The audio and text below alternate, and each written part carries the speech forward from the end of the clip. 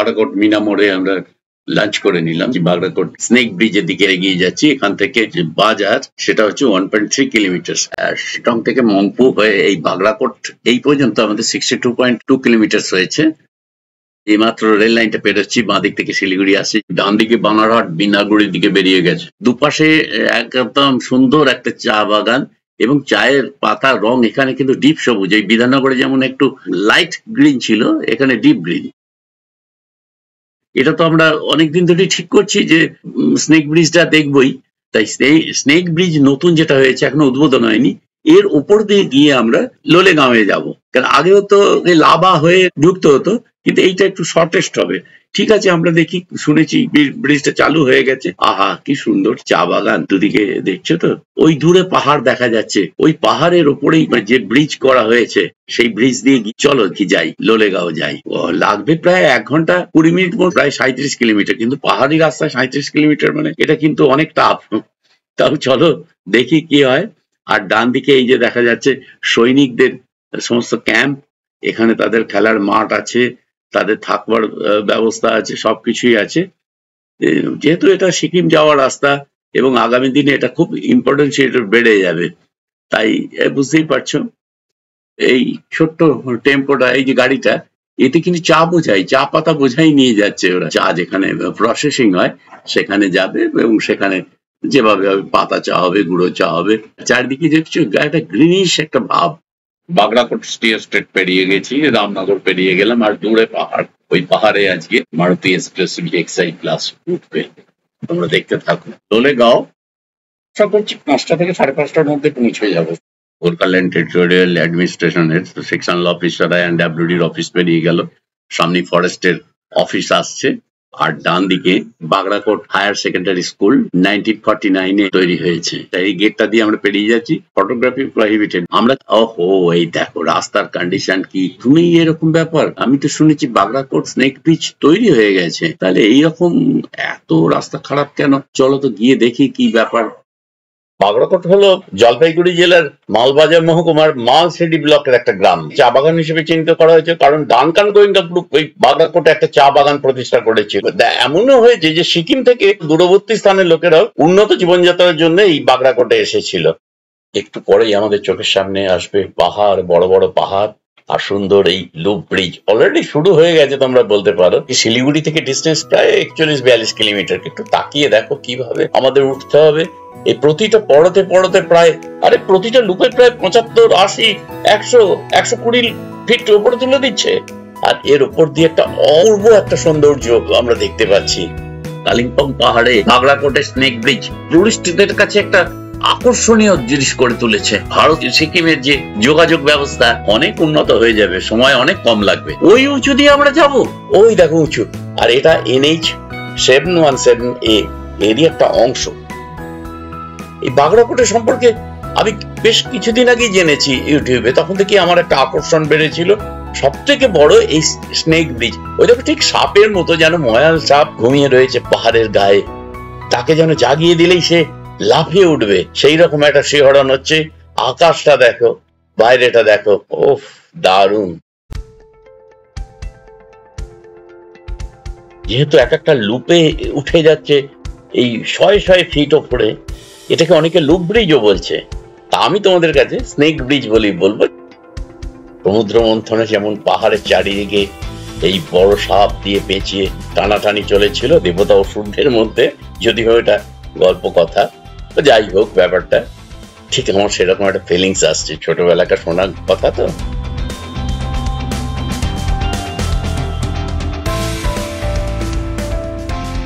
Four হুইলারে আমার হাতে করি প্রায় 42-43 বছর হয়ে গেল, কিন্তু এইরকম অভিজ্ঞতা আমার কোনোদিন হয়নি। আর হবে বা কি করে?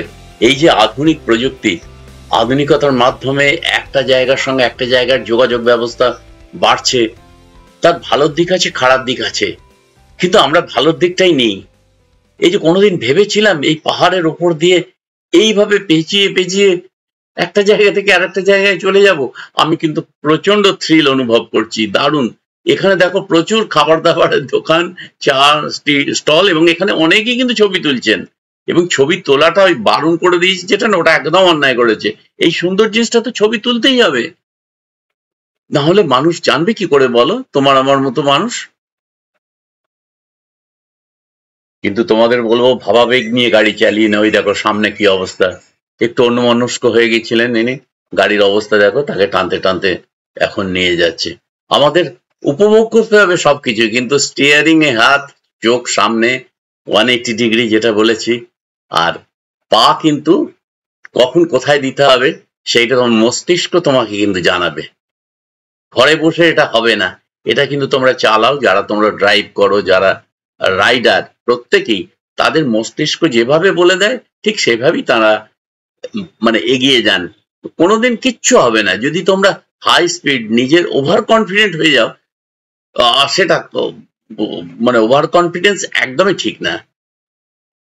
কিন্তু এই যে যাচ্ছি, কোনো প্যানিক করার ব্যাপারও নেই, সুন্দর রাস্তা, সামনের আকাশ দেখো, দূরে পাহাড়, আর বাঁ দিকে একটা ছোট্ট মন্দির পেরিয়ে গেল, মানে এগুলো তো আগে থেকে করে রাখতে হবে, না লোকে দাঁড়াবে কি করে পরবর্তীকালে, এটারই বিরাট একটা নাম হয়ে যাবে। এইভাবেই তো হয়, যে কোনো একটা কিছু করলে পাশে এই জিনিসগুলো এসে যায়, কিছু করার নেই। আর ডান দিকে দেখো পাহাড়, আর আমরা পাহাড়ের মানে খাঁজ দিয়ে পাশ দিয়ে চলে যাচ্ছি, বাঁ দিকে টতল খাদ, আর দূরে ওই পাহাড়, কখনো পাহাড় ডান দিকে আসছে, কখনো বাঁ দিকে আসছে।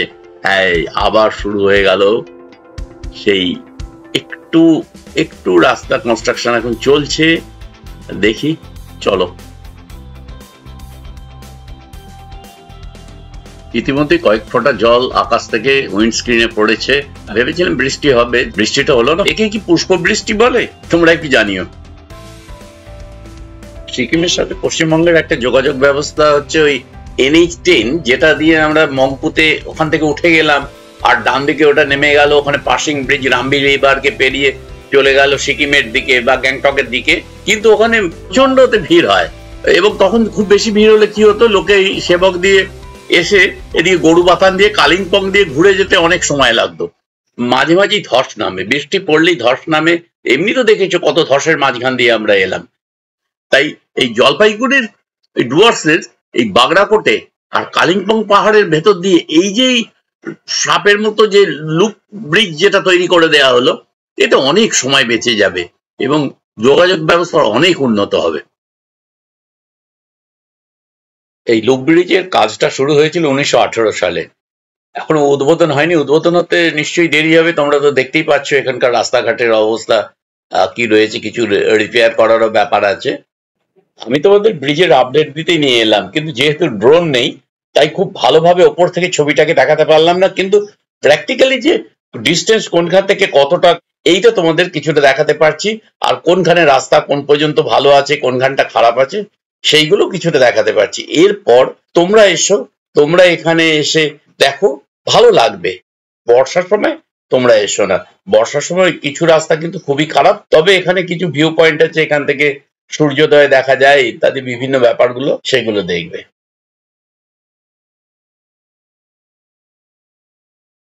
আগে বলেছি, এখনো বলছি, দুর্গম পথগুলো একটু না থাকলে যেন আজকের এই জার্নিটাই ঠিক বিফল হয়ে যেত। আমি যদি একই জিনিস তোমাদের দেখাতাম, তোমরা বলতে এই একই রাস্তাই দেখিয়ে যাচ্ছে, রাস্তাই দেখিয়ে যাচ্ছে, দেখার কি আছে। দুর্গম রাস্তাগুলোর পরে যখন ভালো রাস্তা আসছে তখন তোমাদেরও ভালো লাগছে। আর এইগুলো একটু ভালো করে দেখো, কি সুন্দর, একদিকে খাদ, একদিকে পাহাড়। আমি কিন্তু প্রচন্ড এনজয় করছি, বিশ্বাস করো, কিচ্ছু চিন্তা নেই।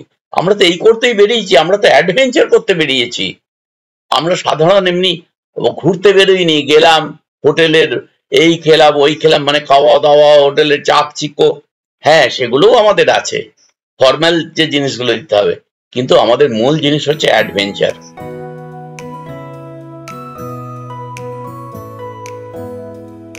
বাগড়াকোটের মিনামোড় থেকে লোলেগাঁও প্রায় 37 কিলোমিটার মতো ছিল, আর এখন দেখছি এটা 19 কিলোমিটার এখনো বাকি আছে। তার মানে প্রায় অর্ধেক মতো রাস্তা চলে এসেছি, এখন আর ফেরার কোনো পথ নেই বন্ধু।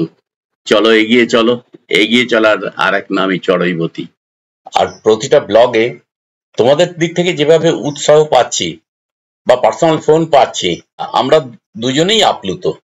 তবে বলে রাখি, অনেক এডিট করে আমাদের ঝগড়াঝাটি ব্যাপারগুলোকে কিন্তু দেখাচ্ছি না তোমাদের। মোটামুটি একটা ভালো রাস্তার ভেতর দিয়ে যাচ্ছি, মনে হয় আগে ভালো পেয়ে যাব। যেরকম সব ভাঙাচোরা কিছু জায়গায় আছে সেগুলো বাদ দিয়ে একটু ভালো রাস্তা পেয়েছি। এখন তো উঠতে হবে। তা আমরা আজকে টোটাল এসছি সেই অহল হোমস্টে থেকে মংপু হয়ে প্রায় 81 কিলোমিটার। আমার যেটা মনে হচ্ছে আরো প্রায় 20 কিলোমিটার তো যেতেই হবে। এখানে দেখছি কিছু মানুষের বাসস্থান আছে, চায়ের দোকান টোকান আছে, কিন্তু চা খাওয়া এখন যাবে না, ওগুলো থাক। এগিয়ে যাই, এগিয়ে গিয়ে তা দেখি ভালো রাস্তা কোথায় পাওয়া যায়। তবে চমৎকার, মানে এখানকার সৌন্দর্য অভাবনীয়। মানে ভাবা যায় এরকম একটা জায়গা, এই পাহাড়ের মধ্যে দিয়ে আমরা যাচ্ছি।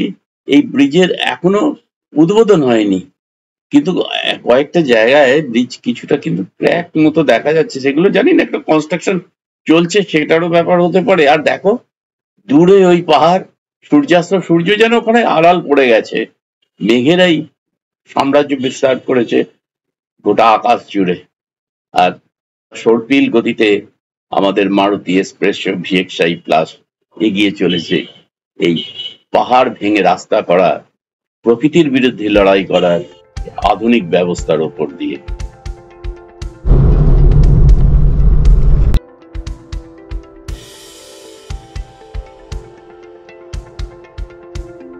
চা খেয়ে নেবে না, আরো এগিয়ে যাবে? না, এগিয়ে চলবে। আচ্ছা আচ্ছা, দেখো দেখো এটা কি লেখা, কত? এই জায়গাটা হলো পাপড়িংটা, চিপির মধ্যে পড়ছে। তার মানে আমরা বাগড়াকোটের মিনামোড় থেকে 18 কিলোমিটার চলে এসেছি।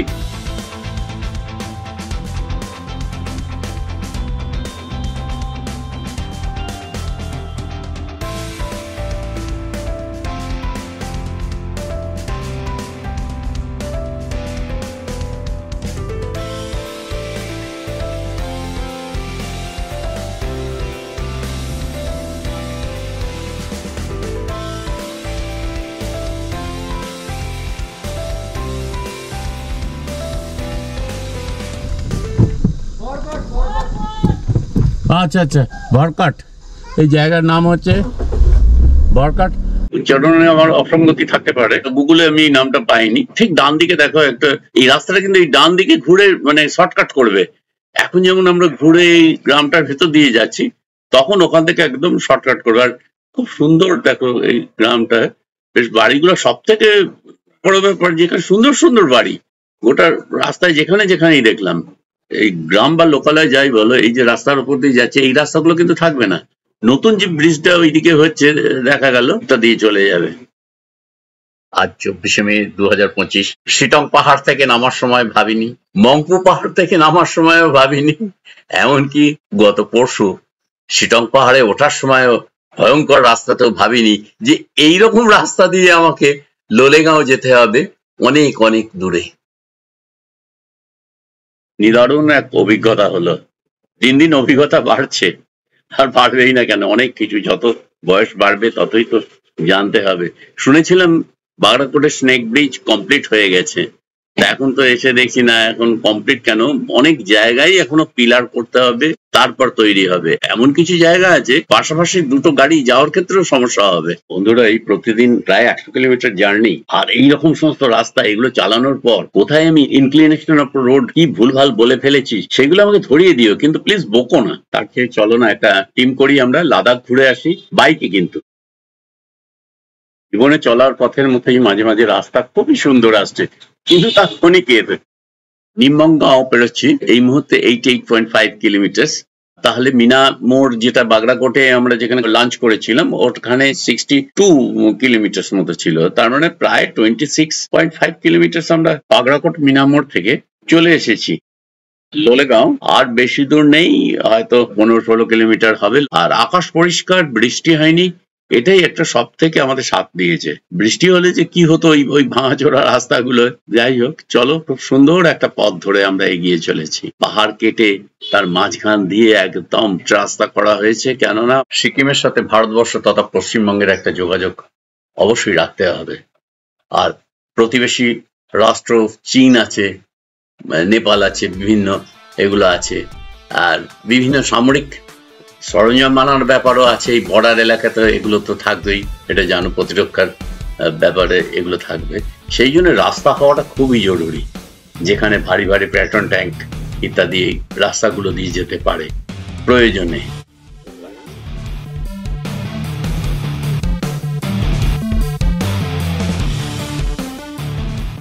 একটু বাঁ দিকে লক্ষ্য করো, একটা রাস্তা চলে গেছে, এটা হচ্ছে চারকোল গাঁও।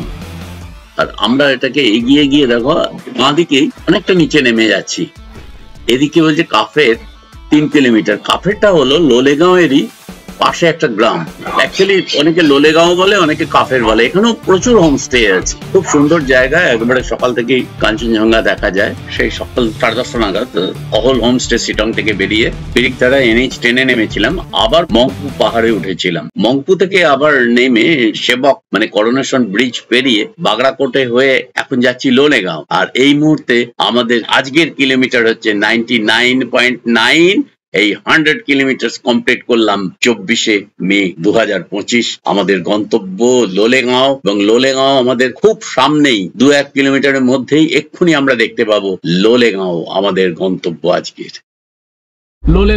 লোলেগাঁও ইকো পার্ক বেরিয়ে গেলাম আমরা। এবারে একটা এখানে হোমস্টে দেখি।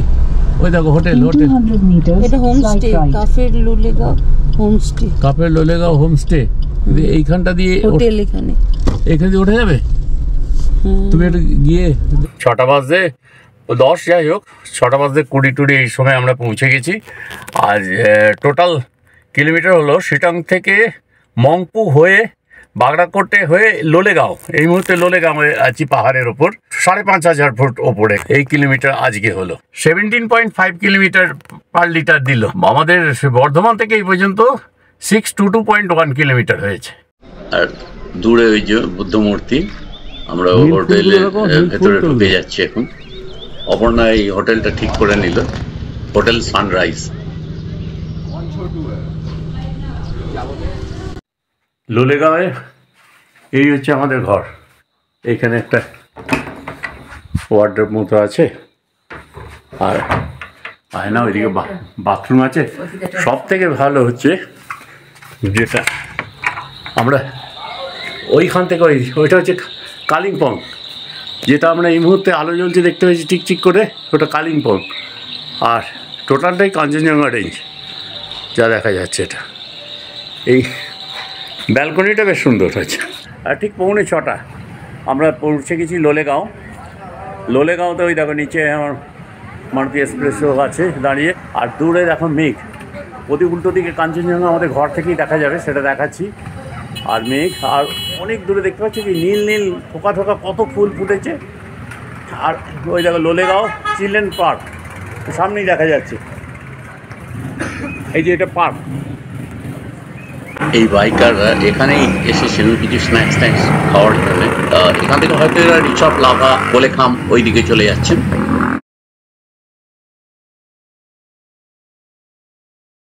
সন্ধ্যে একটু বেরিয়েছিলাম, বেরিয়ে এসে আবার ঢুকলাম, ডিনার করতে হবে। অপর্ণা এখানে ওনাদের রেস্টুরেন্টও আছে। এখান থেকে लोलेगांव ये पार्क है, चिल्ड्रन पार्क के सामने ऑपोजिट ये मार्केट में है पूरा, लोलेगांव मार्केट में है। और यहाँ से होटल से आपको सनराइज भी मिलेगा ऊपर से, और नाइट व्यू भी अभी ले सकते हैं वहाँ से। नाइट कालिम्पोंग। Thank you. हाँ, लोलेगांव आइए। लोलेगांव बहुत अच्छा प्लेस है। मेरा नाम उर्मिला तामांग है और मेरा होटल का नाम है होटल सनराइज। और लोलेगांव से बहुत अच्छा कंचनजंगा दिखाई देता है। होटल सनराइज भी बहुत अच्छा होता है। और कालिम्पोंग, नाइट कालिम्पोंग भी अच्छा दिखता है। यहाँ इको पार्क वगैरह। Thank you. প্রিয় বন্ধুরা, আজকে আমরা নাইট স্টে করছি লোলেগাঁওয়ের এই হোটেলে। কাল গাড়িতে লাভা বেরোনোর আগে এখানকার লোকাল ভিউজ গুলো দেখিয়ে দেবো। Good night.